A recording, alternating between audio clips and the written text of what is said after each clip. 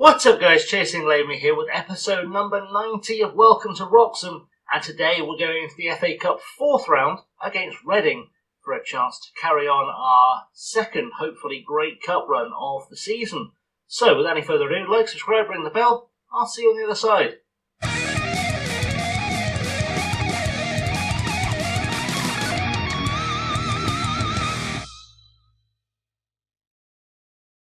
So we're back, and I thought we'd begin by taking a little look at what you've missed since we last met, because that felt like a good idea. So we saw the Blackburn game last time out, of course, and we won. We then played Swindon and somehow lost 1-0 at the county ground before going on to draw 2-2 with Wycombe with a brace from Vinicius Godoy Lamoso, his first 2 goals for the club. We then played Birmingham, won 2-1 with goals from Ryan Green and Daniel Ramirez.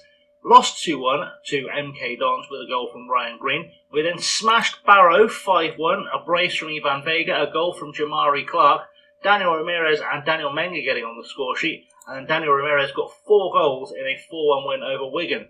Couple of questions there you're probably asking yourself. First of all, who is Jamari Clark? Jamari Clark's a new signing.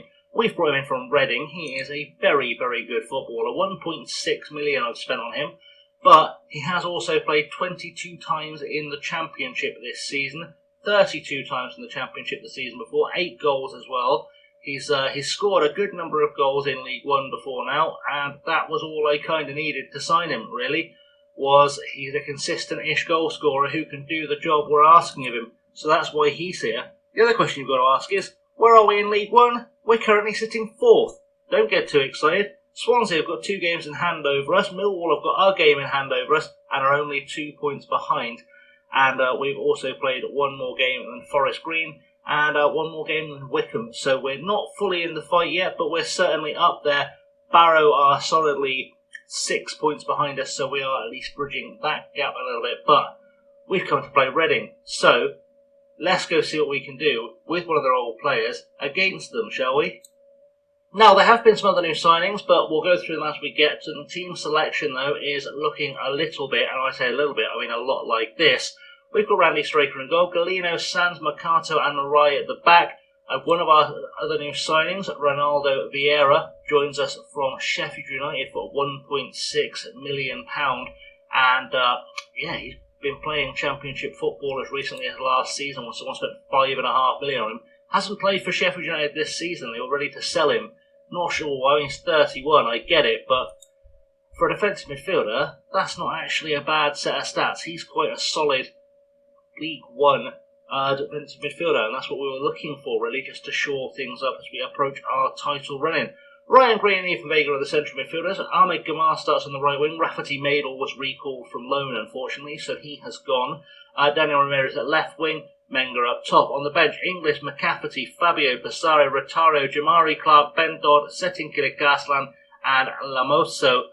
There is another new signing that I was going to introduce you to, which was Joel Ndala. He's not going to play today. He will play eventually, but he's not going to play today. Joins us from Bristol City. He's kind of been signed as backup. That's why I spent £450,000. In fact, he joined us from Manchester City. He's been on loan at Bristol City in the Championship last season. Done well, also had a season at Nordsjælland in Denmark's top flight, did very well there. Hasn't played a game for Manchester City, but that's okay. I think he'll be good for us. He's only 23, plenty of room to grow. Great determination, shows he'll get there eventually as well. And his pace and acceleration for a winger are outstanding. Can also apparently play centre-half, defensive midfielder and attacking midfielder. So, bit of an odd combination of things, but he's going to give us a lot of options going forward. We will make use of him, don't you panic. He's just not found a way into this team sheet today for actually reasons now I look at it I can't fathom, because I've probably got too many defenders. That's fine. It's a fine team. We'll be okay. So, let's firm that and let's go see if we can do a number on Reading at home in the FA Cup, shall we? So in the dressing room now, we're doing media giving you a lot of credit. Go give a worthy display, because that's always a good shout, and we're going to tell everyone to make a difference, make us proud. Jorge Marai always looks like he's nervous before every game, but he has started putting in a few performances recently, so we're going to give him the benefit of the doubt here. Looking at the Reading lineup, there's no one I recognise as being like a big star. Scott Wharton, I think, played for Leeds. I think he's probably the biggest star in that squad. I know Cody Drama, actually, because he was with me at Sunderland. Scott Wharton played for Sunderland. That's not how I know him. I don't know how I know this guy. I've signed him before. I'm sure I have. Good centre half, for sure. A good centre half. Cody Drama, of course, we did have with us at Sunderland and at Leeds in last year's save. We know what he can do. So he's actually played 182 league games for Reading on this save. That's pretty impressive, all told. Even the police think so. There we go. Right, Callum Morton I know nothing about as a striker, so he's played for Norwich, played for Fleetwood, Peterborough, West Brom, Lincoln, Northampton, Braintree and Yeovil. That's an interesting career.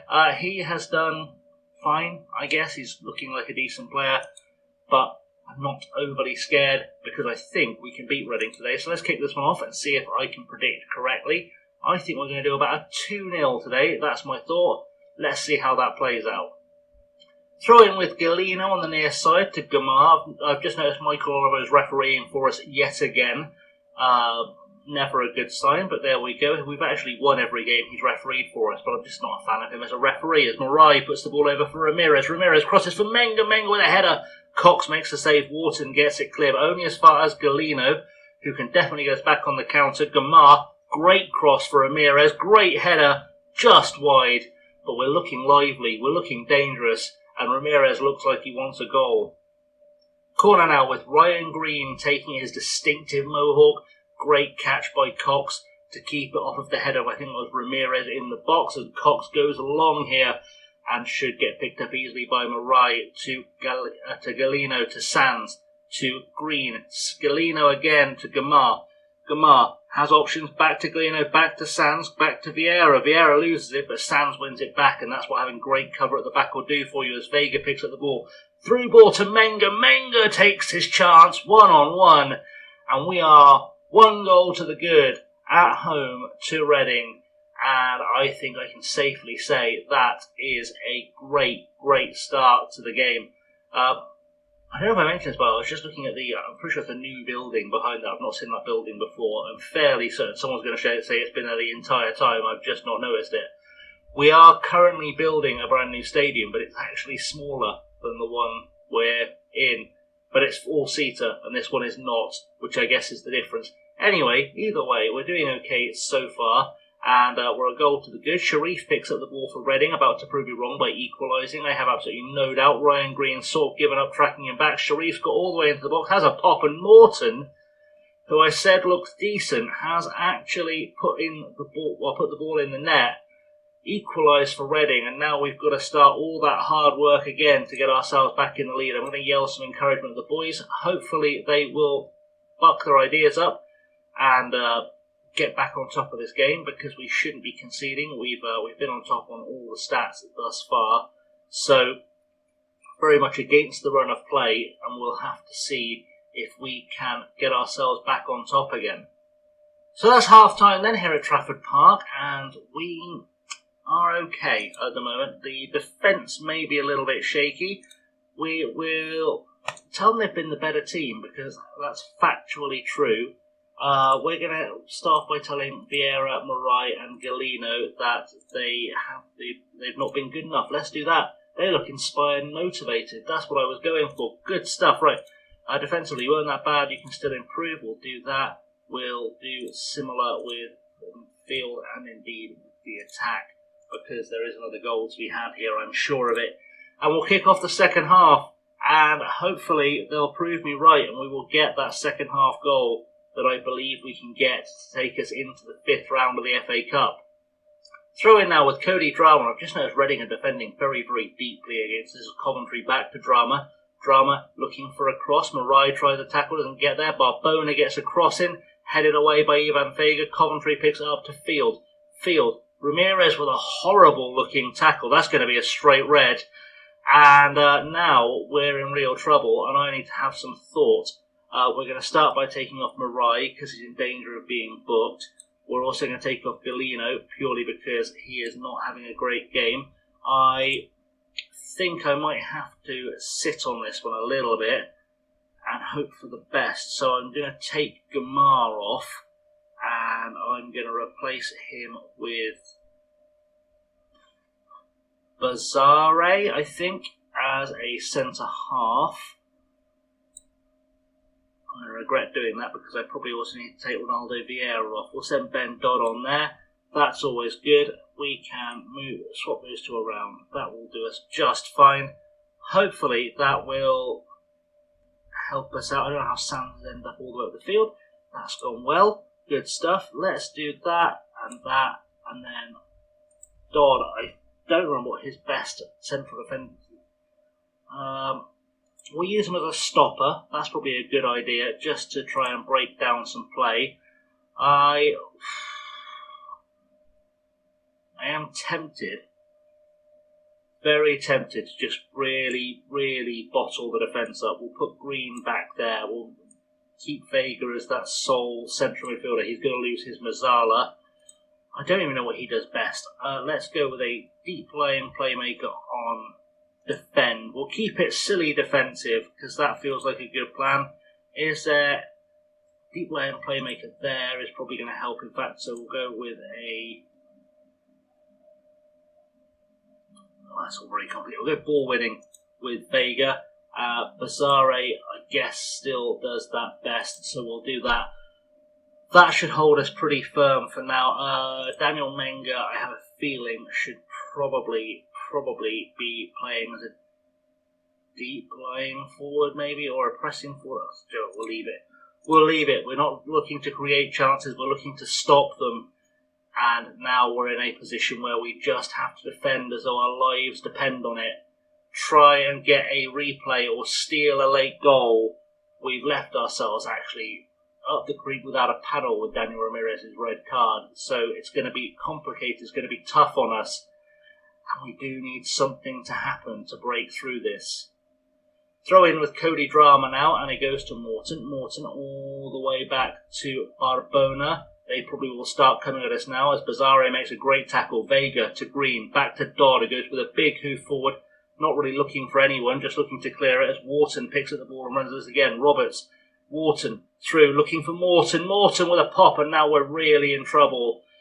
We may have just lost ourselves a chance at the next round of the FA Cup with that red card. I don't really have a plan for coming from a goal behind down to 10 men. I don't have a plan for that. Leave it with me. I'm going to do a rejig once this replay is over, and arguably offside. I'm going to see if I can fix this. So that's the change that I've made. That I've gone to a 4-1-3-1. I've put Dodd into midfield as that ball-winning midfielder. He should be able to pull that off fairly handily. In fact, I can probably, just for safety reasons, put Sands there. He'll do a better job. And then we have got Rotario on as a Mazzala on the other side to Vega. I'm not sure if one of those guys is better on the left or right because I've never had to ask them.